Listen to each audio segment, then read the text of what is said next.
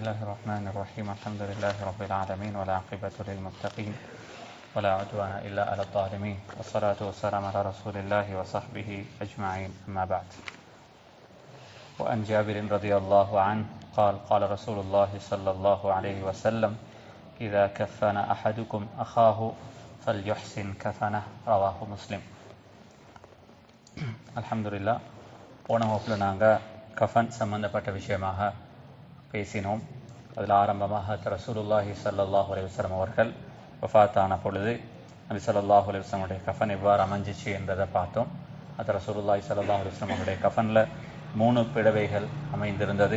ஒன்று ரசூலுல்லாஹி ஸல்லல்லாஹு அலைஹி வஸல்லம் அவருடைய இடுப்புக்கு கீழால் உள்ள பகுதியை மறைப்பதற்கும், இன்னொரு பிடவை ரசூலுல்லாஹி ஸல்லல்லாஹு அலைஹி வஸல்லம் அவருடைய இடுப்புக்கு மேல் பகுதியை மறைக்கிறதுக்கும், மூணாவது ஒரு பிடவையால் ரசூலுல்லாஹி ஸல்லல்லாஹு அலைஹி வஸல்லம் அவருடைய புனிதமான உடல் பரிபூர்ணமாக மறைக்கப்பட்டுச்சு என்றதையும் பார்த்தோம்.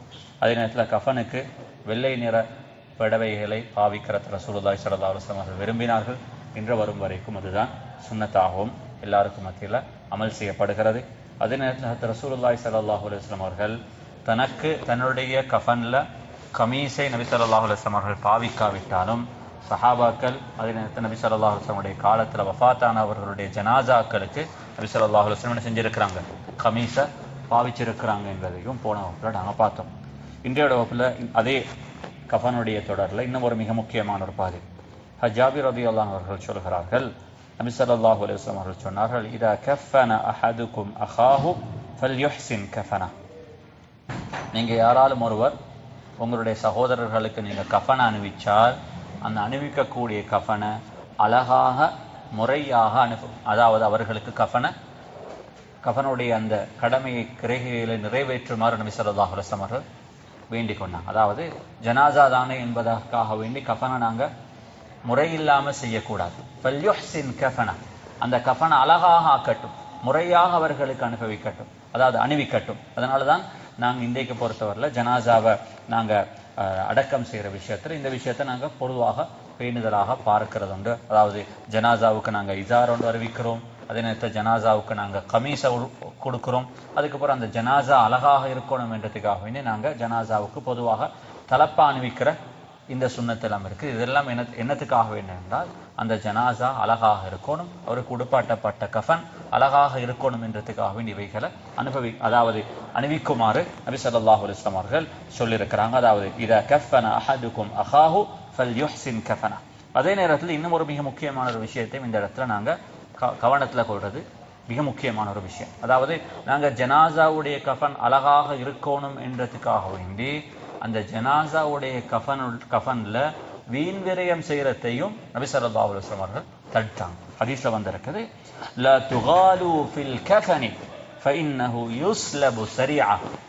நீங்க ஜனாசாவுக்கு கஃபன்களை அணிவிக்கும் பொழுது அவைகள்ல வீண் விரயம் செய்ய வேண்டாம். அதுல நீங்க லக்ஷரிய தேடி போகக்கூடாது. சாதாரணமான உடுப்புகளை நீங்க ஜனாசாவுக்கு கஃபனாக அணிவீங்க. அது வெள்ளை நிறமா ஆடையாக இருக்கட்டும். அந்த வெள்ளை நிற ஆடைகளை நீங்க ஜனாசாவுக்கு கஃபனை அணிவிக்கும் பொழுது அதனை அழகாக முறையாக அணிவீங்க என்பதுதான் நபி ஸல்லல்லாஹு அலைஹி வஸல்லம் அவருடைய இந்த முறையாக இருக்கிறது. எனவே ஜனாசாக்களுக்கு நாங்க கஃபன்கள் அணிவிக்கும் பொழுது இதுல இஸ்ராஃப் செய்யறத ரசூலுல்லாஹி ஸல்லல்லாஹு அலைஹி வஸல்லம் அவர்கள் தடை செஞ்சிருக்கிறாங்க. சொல்லிவிட்டு சொன்னாங்க, ஏன் காரணம் என்றால் ஃபஇன்னஹு யுஸ்லபு சரிஆ. ஜனாசாவை நாங்க அடக்கம் செஞ்சதுக்கு பின்னால அந்த பிடவை என்ன செஞ்சிடும், மண்ணோட உக்கி போயிடும். அல்லாஹ் நபிமார்களுடைய சாலிஹீன்களுடைய உடம்பைத்தான் பாதுகாக்கிறான். ஆனா அவருக்கு மேல் இருக்கக்கூடிய கஃபன் என்ன செஞ்சிடும், சின்ன காலங்கள்ல உக்கி போயிடும். அதனால அவைகள்ல இஸ்ராப் செய்யக்கூடாது என்பதாக ரசூலுல்லாஹி ஸல்லல்லாஹு அலைஹி வஸல்லம் சொன்னார். நான் போன வகுப்புலையும் கடைசியாக ஞாபகப்படுத்தினேன். அபூபக்கர் சித்திக் ரலியல்லாஹு அன்ஹு அவர்கள் தன்னுடைய கடைசி நேரத்தில் அவர்கள் நோய்வாய்ப்பட்டு இருக்கிறாங்க. தன்னுடைய மரண நேரம் நெருங்கிச்சு என்பது அவர்களுக்கு நல்லா விளங்கியது. அந்த நேரத்தில் அபூபக்கர் சித்திக் அவர்களுக்கு ஒரு தபீப், ஒரு டாக்டரும் கூட்டிக் கொண்டு வந்தாங்க, அவருடைய நிலைமை எப்படி இருக்குது என்பதாக பார்க்கறதுக்கு. அந்த நேரத்தில் அபூபக்கர் சித்திக் அவர்கள் அந்த மனிதரை பார்த்து சொன்னாங்க, இந்த நேரத்தில் நீங்கள் என்ன வந்து பார்க்கறதுல எந்த பெருமதியும் இல்லை என்றால் எனக்கு வந்திருக்கக்கூடிய நோய் என்ன, அதுக்கான ஷிஃபா எங்கே இருக்குது என்றதை எனக்கு விளங்கிட்டேன் என்பதாக சொல்லி அவருடைய ட்ரீட்மெண்ட்டையும் அபூபக்கர் சித்திக் அவர்கள் ஏற்கிறதுக்கு மறுத்தார்கள். கடைசி நேரம் அவர்களுக்கு நெருங்கும் பொழுது ஆயிஷா ரலியல்லாஹு அன்ஹா அவர்கள் சொல்கிறார்கள், நதர இலா தௌபின் கான யுமர்ரது ஃபீஹி. அபூபக்கர் சித்திக் அவர்கள் நோய்வாய்ப்பட்ட நேரத்தில் அவர்கள் அணிந்து கொள்ளும் ஒரு உடுப்பு அவர்களுக்கு பக்கத்தில் இருக்கிறத அபூபக்கர் சித்திக் அவர்கள் கண்டார். ஏண்டா பொதுவாக அந்த காலத்தில் எங்களுக்கு தெரியும், இன்றைய காலத்தை மாதிரி எலக்ட்ரிசிட்டி ஃபெசிலிட்டிஸோ ஃபேனோ அப்படி எல்லாம் இருந்திருக்க மாட்டாது. நோய்வாய்ப்பட்ட நேரத்தில் அவர்களுக்கு இலகுவாக உடுக்க முடியுமான ஆடைகளை அவர்கள் வச்சிருந்திருக்கலாம். அப்போ அபூபக்கர் சித்திக் அவருடைய உடம்புக்கு பக்கத்தில், அவர்கள் இருந்த இடத்துக்கு பக்கத்தில், அவர்கள் நோய்வாய்ப்பட்ட நேரத்தில் அவர்கள் அணிந்து கொள்ளும் ஒரு ஆடை இருக்கிறத அபூபக்கர் சித்திக் அவர்கள் கண்டதுக்கு பின்னால ஆயிஷா ரலியல்லாஹு அவர்களை பார்த்து சொன்னார்கள், பிஹி திர்உம் மின ஸஅஃபரான். அந்த ஆடை அவர்கள் நோய்வாய்ப்பட்ட நேரத்தில் அவர்கள் அணியும் பொழுது அந்த ஆடைக்கு அவர்கள் ஸஅஃபரான் குங்குமம் பூசுற ஒரு பழக்கம் அவர்களுக்கு இருந்துச்சு. அப்ப குங்குமம் பூசப்பட்ட அவர்கள் நோய்வாய்ப்பட்ட நேரத்தில் அணியும் அந்த ஆடையை பார்த்து ஆயிஷா ரலியல்லாஹு அவர்களுக்கு சொன்னார்கள், இக்ஸிலு ஸௌபி ஹாதா.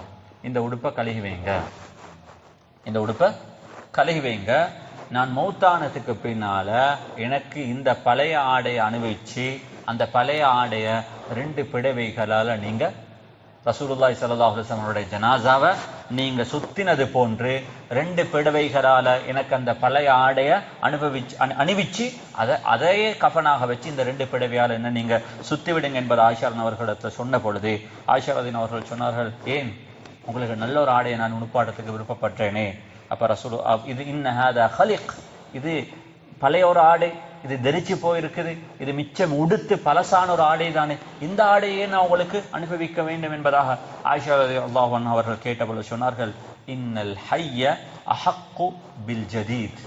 புதிய ஆடைகளை என்ன விடவும் உயிரோடு இருக்கிறவர்கள் உடுத்துக்கொள்ளட்டும், இந்த புதிய ஆடைகளை நான் உடுக்க வேண்டிய தேவை ஒன்று இல்லை. ஏன்னா என்ன நீங்க அடக்கம் செஞ்சிட்டீங்கன்னா ரசூலுல்லாஹி ஸல்லல்லாஹு அலைஹி வஸல்லம் அவர்கள் சொன்ன அந்த ஹதீஸை சொல்லி காட்டினாங்க, ஃபஇன்னஹு யுஸ்லபு ஸரீஅன். இந்த புதிய ஆடைகள் எல்லாம் கபர்ல வச்சா இவைகள் எல்லாம் இத்து போயிடும். இத்து போற எனக்கு என்னத்துக்கு புதிய ஒரு ஆடை, இந்த ஆடையை உசுரோடு உள்ள ஒரு மனிதனுக்கு கொடுத்துட்டு இந்த பழைய ஆடை எனக்கு அணிவிச்சு இது 2 புடவைகளால் என்ன சுத்தி என்னுடைய கஃபனை நிறைவேற்றி விடுங்க என்பதாக அபூபக்கர் சித்திக் அவர்கள் வசியத்தாக செய்தார்கள். எனவே அந்த அடிப்படையில் தான் அவருடைய ஜனாசாவும் அமைக்கப்பட்டது. எனவே இந்த சில விஷயங்களை நாங்கள் கஃபன்ல கட்டாயமாக அதாவது பேணிக்கொள்ளணும். அதாவது கஃபன் சாதாரணமானதாக இருக்கிறதும் அந்த கஃபன் வெள்ளை நிறத்தில் இருக்கிறதும் முடியுமான வரும் வரைக்கும் கஃபனை லக்ஷரியாக இஸ்ராஃபுடைய நிலைமைக்கு கஃபனை நாங்கள் என்ன செய்யக்கூடாது, ஆக்கிவிடக்கூடாது. இதில் சஹாபாக்கள் இந்த அளவுக்கு முன்மாதிரியாக இருந்தாங்கண்டா தான் அணிந்த ஆடைகளையே என்ன செஞ்சிருக்கிறாங்க, கஃபனாக அவர்கள் அணிந்திருக்கிறார்கள். அப்படியும் உடுக்கலாம் என்றதும் மிக முக்கியமான ஒரு பகுதி.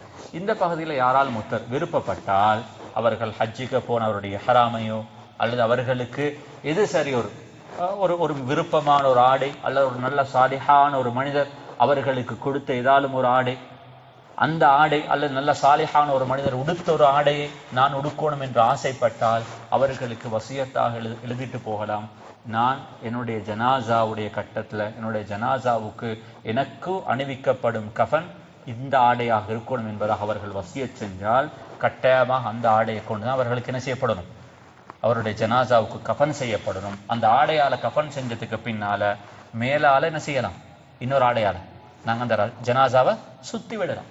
ஆனால் அவர்களுக்கு அணிவிக்கப்படும் அந்த ஆடை, அவர்கள் எந்த ஆடை அணிவிக்க சொன்னார்களோ அந்த ஆடை தான் அவர்களுக்கு அணிவிக்கப்படும். ஆனால் மிக முக்கியமான ஒரு விஷயம், நாங்கள் எந்த ஆடையை வசியத்தாக அணிவிக்க சொல்றோமோ அந்த ஆடை வெள்ளை நிறத்தில் உள்ள ஆடையாக இருக்கிறது மிகச் சிறந்தது. இது நாங்கள் விளங்க வேண்டிய மிக முக்கியமான ஒரு பகுதி. கடைசியாக இந்த கஃபனுடைய பகுதியில் இந்த ஹதீஸோட இந்த பகுதியை நான் முடிக்கலாம் என்பதாக எதிர்பார்க்கிறேன். இந்த ஹதீஸ் மிக முக்கியமான ஒரு பகுதி. ஜாபிர் ரலியல்லாஹு அன்ஹு சொல்கிறார்கள், وعن جابر قال كان النبي صلى الله عليه وسلم يجمع بين الرجلين من قتلى أحد في ثوب واحد ثم يقول أيهم أكثر أخذا للقرآن فيقدمه في اللحد ولم يغسلوا ولم يصلى عليهم رواه البخاري. ரசூலுல்லாஹி ஸல்லல்லாஹு அலைஹி வஸல்லம் அவருடைய ஹிஜ்ரி 3வது வருஷம், ஹிஜ்ரி 2வது வருஷத்துல பத்ர் நடந்துச்சு. பத்ர் முஸ்லிம்களுக்கு வெற்றியாக அமைஞ்சிச்சு. கிட்டத்தட்ட 70 காஃபிர்கள் கொலை செய்யப்பட்டார்கள்.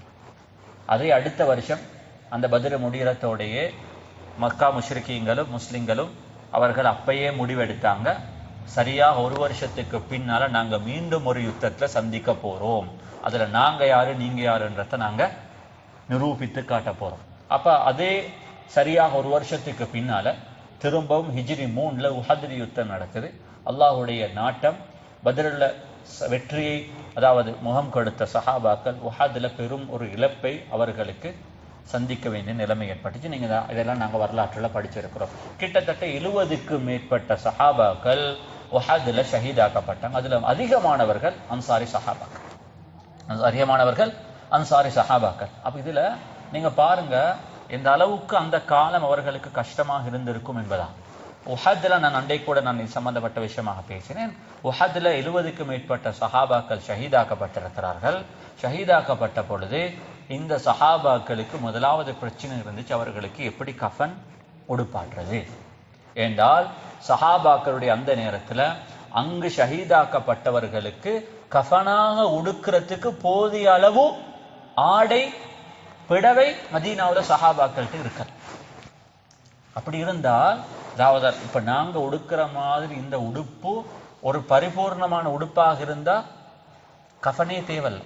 இந்த சாரத்தோடையும் இந்த ஜுப்பாவோடையுமே என்ன செஞ்சிருக்கலாம், அடக்கம் செஞ்சிருக்கலாம்.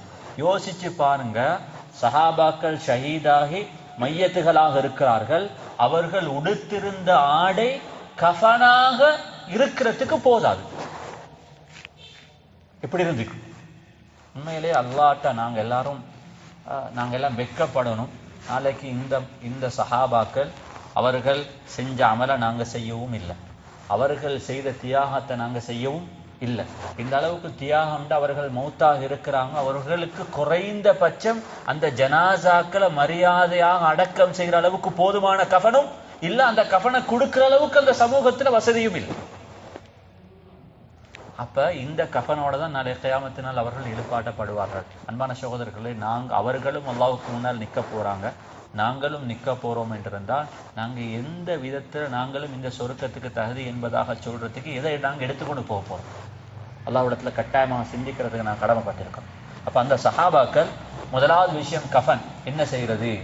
ரசூலுல்லாஹி ஸல்லல்லாஹு அலைஹி வஸல்லம் அவர்கள் அந்த கஃனுடைய விஷயத்தை நான் அன்றைக்கும் நான் சொன்னேன். உதாரணமாக 2 மிக முக்கியமான சஹாபி குறைஷிகளை சேர்ந்தவங்க, ஒன்று ஹன்ஸா ரலியல்லாஹு அன்ஹு அவர்கள், அதே நேரத்துல ஹஜ்ரத் முஸ்அப் இப்னு உமைர் ரலியல்லாஹு அவர்கள். அவர்களுக்கு இருந்த ஆடை, அந்த ஆடையாலேயே தொப்புளுக்கு கீழால் உள்ள பகுதியை மறைச்சாங்க, தொப்புளுக்கு மேலுள்ள பகுதியை மறைக்கிறதுக்கு ஒன்றும் இல்லை. அவர்கள் இலை கொலையால் செஞ்சாங்க, மறைச்சுதான் அவருடைய மேல் பகுதியை கஃனாக வச்சு அடக்கம் செய்யப்பட்டாங்க.